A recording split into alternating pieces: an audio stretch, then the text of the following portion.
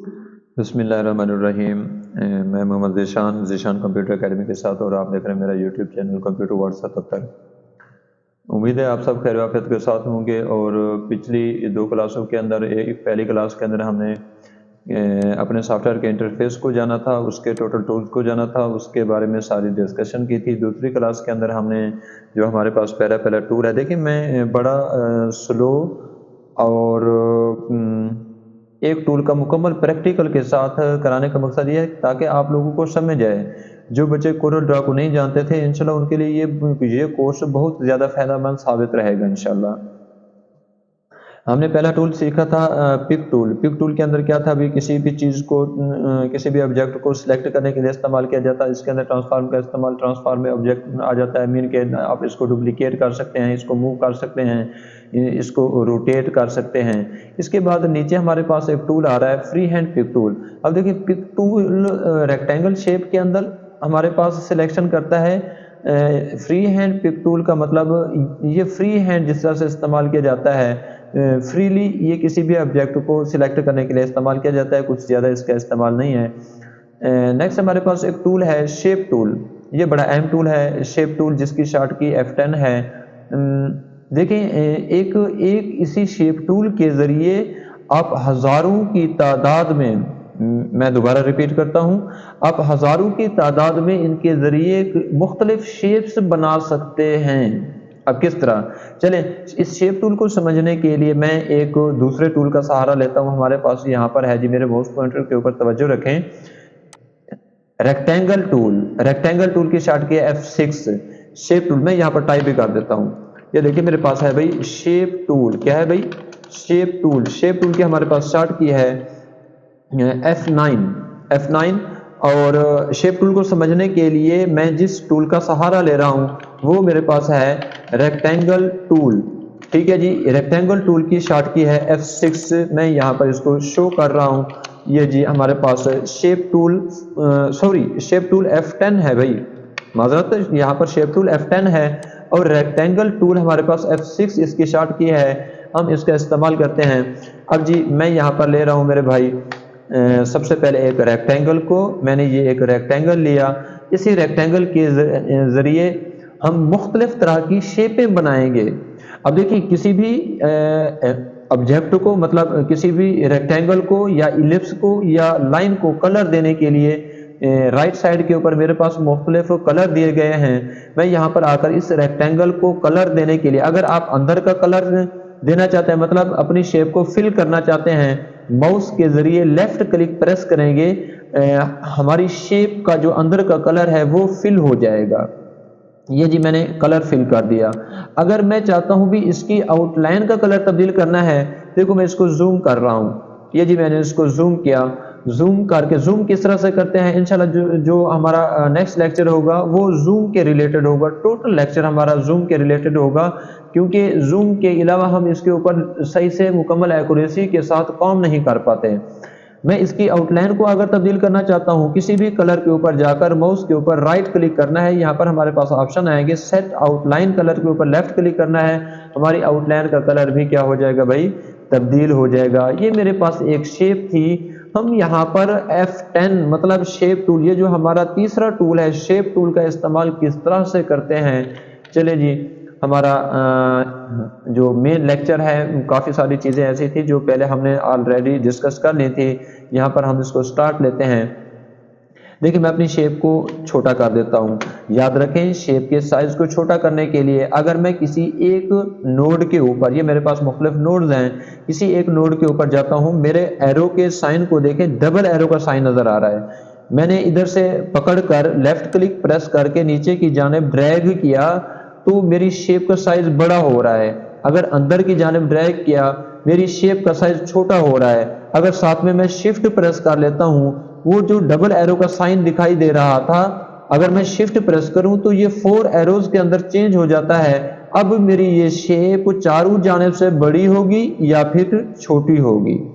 मैं शेप के साइज को चारों जानिब से थोड़ा सा बड़ा करके अब इसी शेप की डुप्लीकेट कर लेता हूं। पिछली क्लास के अंदर हमने सीखा था डुप्लीकेट किस तरह से किया जाता है। मैंने डुप्लीकेट कर लिया जी। डुप्लीकेट करने के बाद मैं ऊपर वाली शेप को सिलेक्ट करके मैं यहाँ पर एक शॉर्ट की लिख रहा हूँ, CTRL लिख रहा हूँ, कंट्रोल+Q। कंट्रोल Q इस्तेमाल की जाती है कर्व करने के लिए। क्या करने के लिए भाई? Control Q for curve. Curve करने के लिए कंट्रोल Q का इस्तेमाल किया जाता है।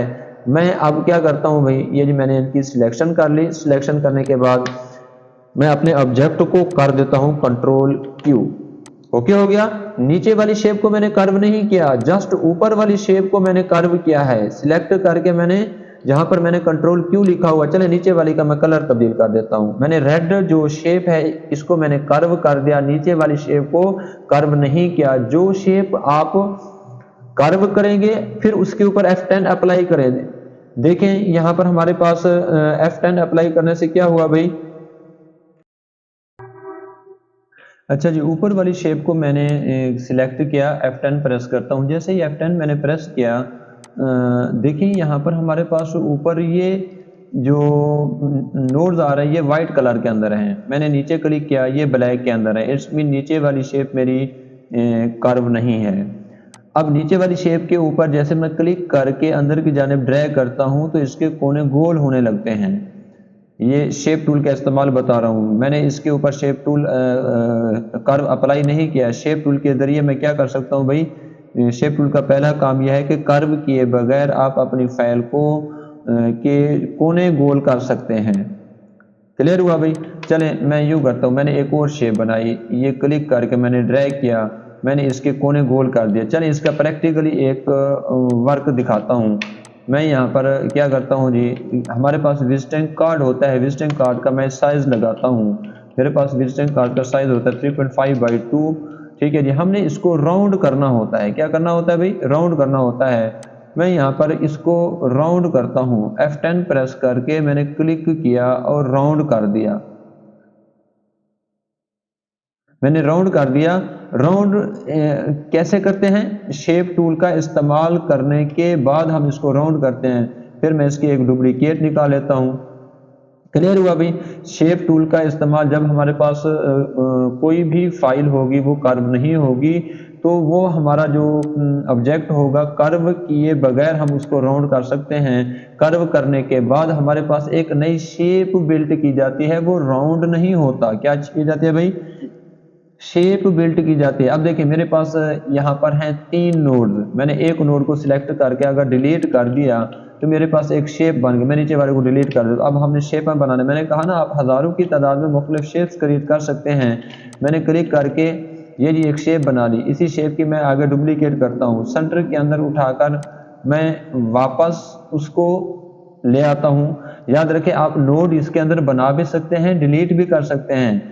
आप अपने माउस पॉइंटर को इस सीधी लाइन के ऊपर लाएंगे, यहाँ पर डबल क्लिक करेंगे, हमारे पास एक नोड बन जाएगा। अब इसी नोड को जिस तरह मैंने डिलीट किया था मैं इसे वापस भी ला सकता हूँ।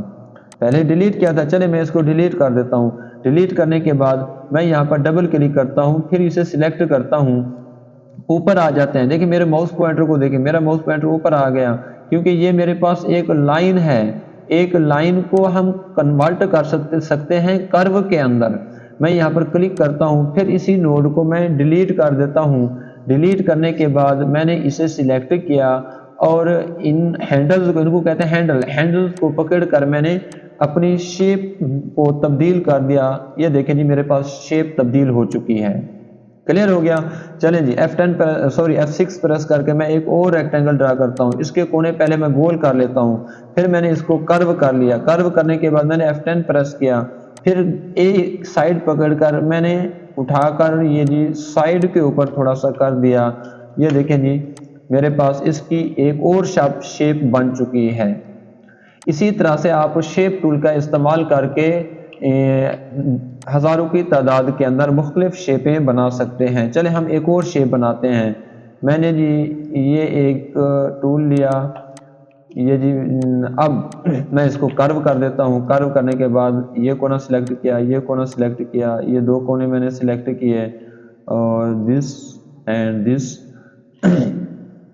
ये मैं अपनी शेप को तब्दील कर रहा हूँ। कर्व करने के बाद मैं जी इसको डिलीट कर देता हूँ। देखिए मेरे पास एक बेहतरीन डिज़ाइन बन चुका है, मैं इसको कोई कलर देकर इनका इस्तेमाल कर सकता हूँ।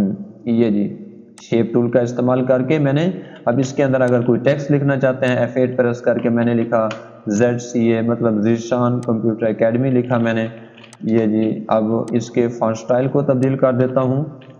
यहाँ पर आकर मैंने फॉन्ट स्टाइल ये वाला रख दिया, इसके कलर को तब्दील कर देता हूँ। आप यूँ काफ़ी सारी शेपें बना सकते हैं। ठीक है जी, क्लियर हुआ। कंट्रोल क्यू करने के बाद मतलब हम किसी भी रेक्टेंगल को कर्व करने के बाद उसके ऊपर शेप टूल का किस तरह से इस्तेमाल करते हैं और कर्व करने के बाद किस तरह से इस्तेमाल करते हैं, ये मैंने 2-4 शेपें बनाई हैं। उसके अंदर टेक्स्ट भी लिखा, हमने एक डिज़ाइन भी किया। और शेप टूल का इस्तेमाल कर्व करने से पहले हम किसी शेप की गोलाई करने के लिए, उसके कोने गोल करने के लिए इस्तेमाल करते हैं, वो भी हमने देखा है। अब मैं थोड़ा सा टेक्स्ट के रिलेटेड बता देता हूँ। मैं यहाँ पर लिखता हूँ जी in the name of Allah who is very merciful and नीचे लास्ट लाइन ग्रेशियस। मैं एक लाइन में भी लिख सकता था, इसमें कुछ चीज़ें समझाना मकसूद हैं। अब देखिए मैंने अपने टेक्स्ट को कर्व नहीं किया, कर्व किए बगैर मैं इनको टाइल और इसके फॉन्ट स्टाइल अच्छे वाला होना चाहिए। मैं इसके फॉन्ट स्टाइल ये वाला ले लेता हूँ और इसका कलर मैंने तब्दील कर दिया। देखिए अगर आप इसके ऊपर शेप टूल का इस्तेमाल करते हैं, मैंने शेप टूल को सिलेक्ट किया, ये देखें यहाँ पर हमारे पास ये लाइनें और 0 के ज़ावे के ऊपर और 90 के ज़ावे के ऊपर जो लाइनें नज़र आ रहे हैं, मैंने क्लिक करके अगर इसको आगे किया, अल्फाजों के दरमियान फासले को बढ़ा देता है शेप टूल। अगर आप टेक्स्ट के लिए इस्तेमाल कर रहे हो, याद रखें इंग्लिश का टेक्स्ट हमारा होगा। अगर यहाँ पर करता हूँ तो लाइनों के दरमियान फासले को बढ़ाने के लिए या फिर कम करने के लिए इस्तेमाल किया जाता है। मैं इस लास्ट फंक्शन के साथ आप लोगों से इजाज़त चाहता हूँ। यहाँ पर आप लोगों ने जो सीखा है कंट्रोल क्यू कर्व करने के बाद शेप टूल का इस्तेमाल किस तरह से किया जाता है, शेप टूल के रिलेटेड इंशाल्लाह नेक्स्ट वीडियो भी हमारी शेप टूल के रिलेटेड होगी। जो हमारी चौथी क्लास होगी वो भी इंशाल्लाह शेप टूल के, ताकि हम शेप टूल का अच्छे से इस्तेमाल करके कुछ ना कुछ बनाना सीखें। ठीक है जी, मिलते हैं इंशाल्लाह नेक्स्ट वीडियो के अंदर। तब तक आप लोग अपना ख्याल रखिएगा। अल्लाह हाफिज़।